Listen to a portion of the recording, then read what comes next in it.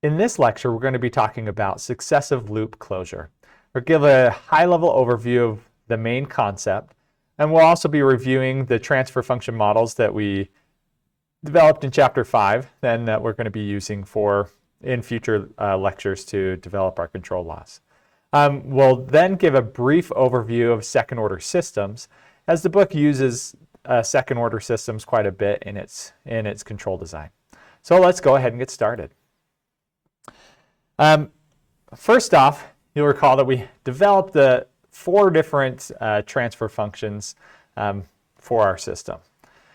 We have one where we can look at the ailerons, and we develop a transfer function all the way to our course angle. So we can see that our aileron is really going to help us control our course angle.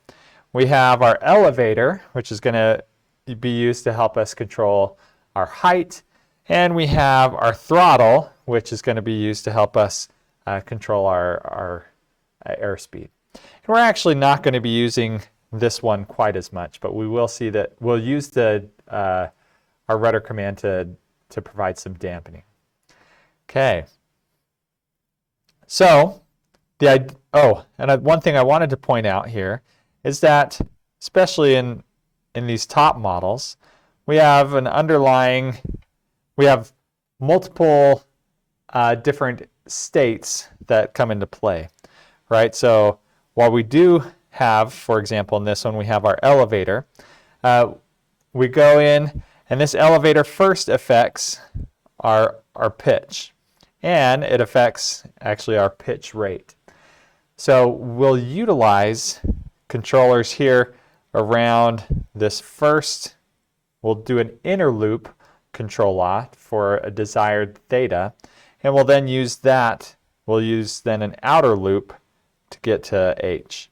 So this is where we're going to develop multiple control loops because we have all of these states, and we're going to be controlling them basically 1 or 2 at a time. So as we jump in, we have in the general idea of successive loop closure, we have several different plants that we want to control. So we call everything with a P, this is a plant or our system with dynamics. And the output of this plant is used as an input to the next plant. So here we have output for P1 is the input for P2. Okay. And similarly, the similar relationship between P2 and P3, where the output of P2 is going to be the input for our third plant.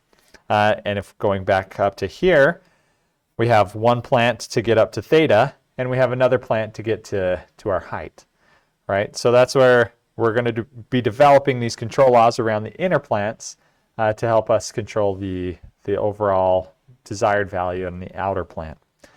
So we're going to wrap a controller around the first plant. So in here, I'm going to draw this blue box. Basically is our controller for plant 1.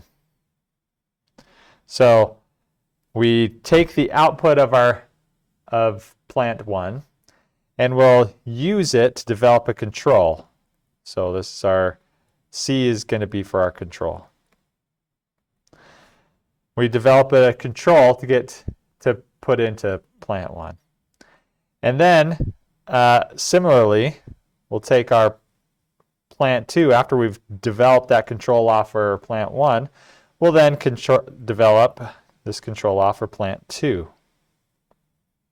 which takes the output of plant 2, feeds it in, and gives the input to our control for plant 1.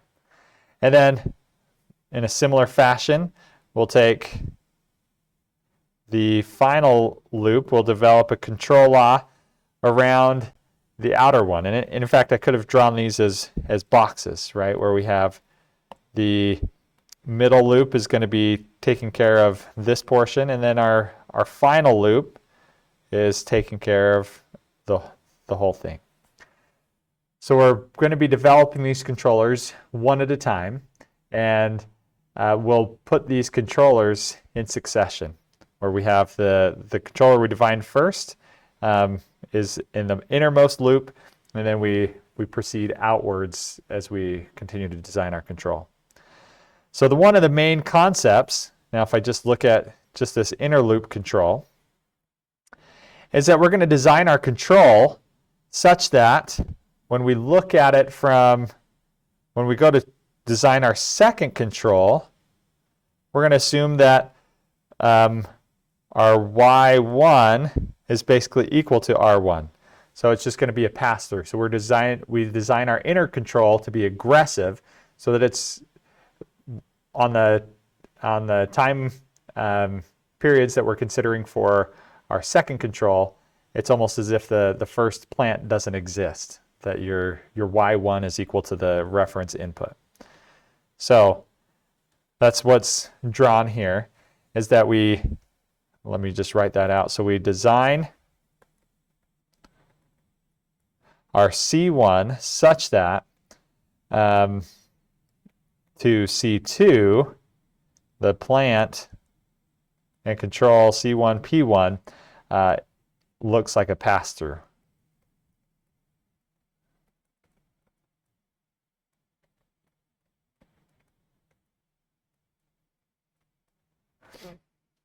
So to do that, we're going to have our inner plant be quite a bit more aggressive.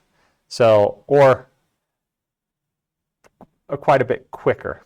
So we'll have a cutoff, we'll design a cutoff frequency for this inner plant that's much higher than the cutoff frequency for the outer control. So this is the one drawback to this type of approach, or one of the drawbacks, is that the inner loops needs to be much faster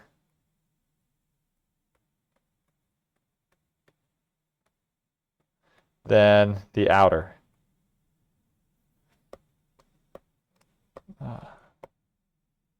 Let's see if I can erase that. There we go. Then the outer loops. And to speed up, so in other words, to speed up the outer loop,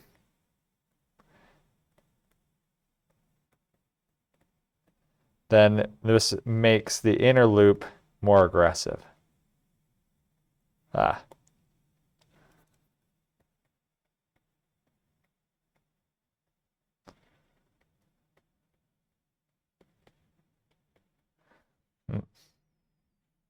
So that's our major drawback, is this relationship where if we're going to act like it's just a pass-through, then it has to be acting much faster.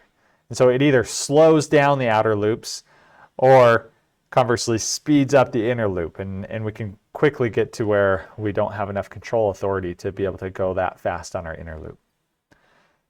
Okay, so then in this picture here, we've taken our original system, we design our inner loop, it looks like a pass-through, and then we take our second loop and design it so that it also looks like a pass-through to the outermost loop. And again, we're going to have the outermost loop has to have a cutoff frequency that's much lower than the loop 2. So C1 is much faster than C2, and C2 is much faster than C3. So C1 is a lot faster than C3. And then so for C3 slash our plant 3, the C2, P2 looks like a pass-through.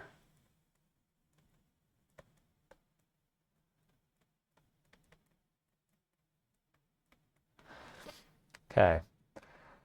So this main idea is that each successive loop must be lower in bandwidth than the previous one.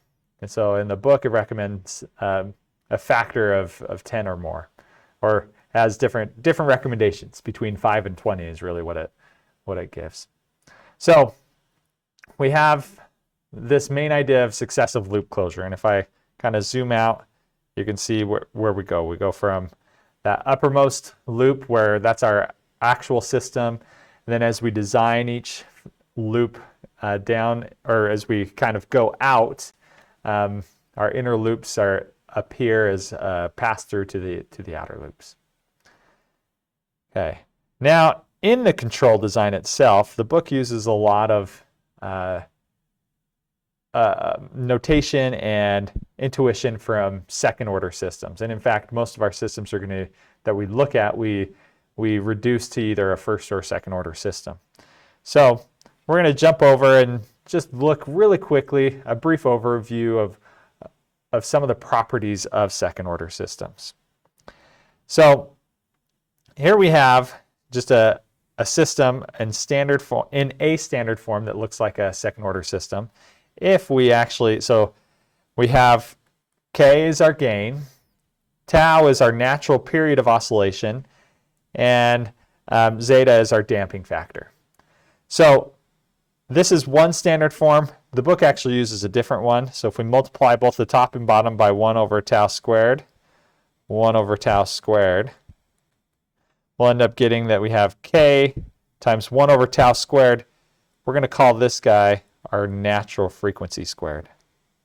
Omega n squared all over s squared plus 2. And we're going to divide this by tau. So we'll have a 1 over omega n. So we have our zeta, and then we have our omega n times s, plus we have then omega n squared. So this is the standard form that the book uses, where, again, omega n is the natural frequency. And this is what you'll see in Bode plots and things like that. So we have our natural frequency.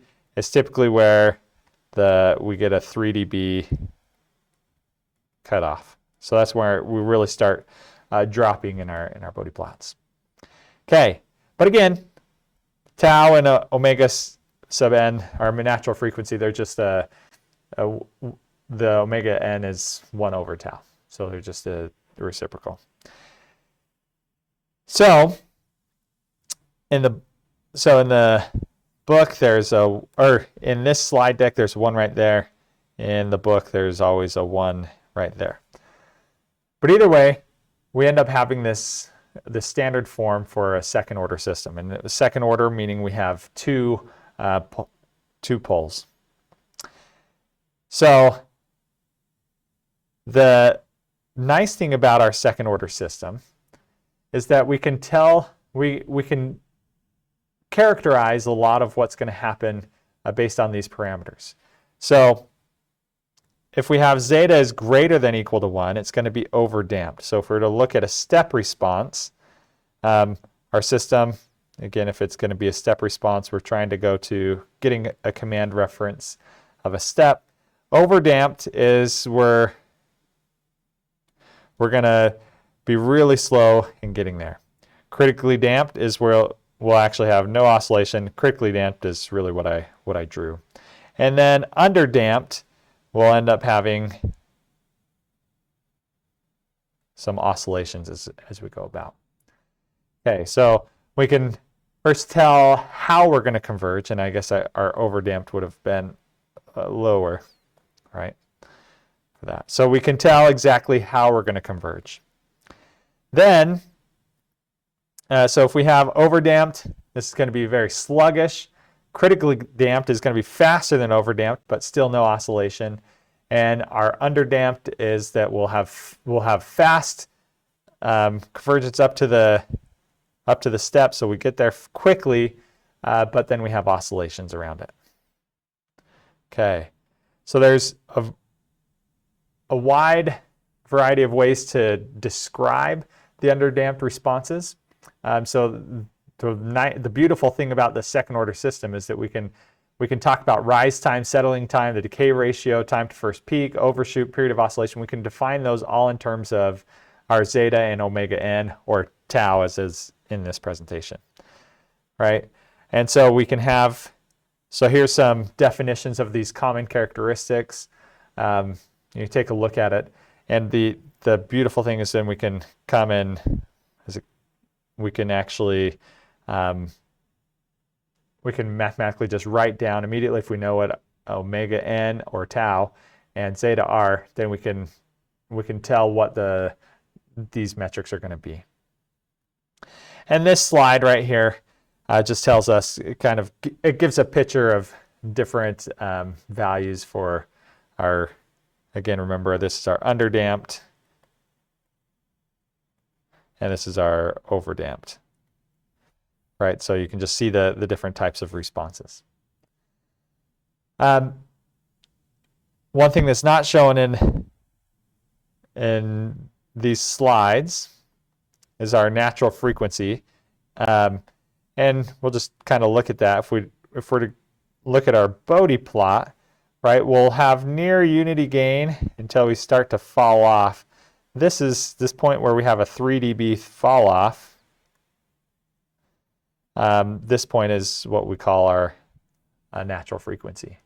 So as we start to get sinusoidal inputs, and perhaps it does go into it on the next few slides, but as you get sinusoidal inputs, then we have this fall off and we have this is where omega n comes in. So in terms of successive loop closure, our omega n for our system number 1, we plot this out, we better be way out here so it can be faster. And then we might have our omega n for system 2 be right here, right? So it comes in, and then we'd have our omega n for the outer loop, right? So when we talk about a higher omega n, we're much more aggressive. We're going to be responding to much higher oscillations in our inputs. Okay, so that's a brief overview of our successive loop closure and some intuition behind second order systems that we'll then end up using here to design our control.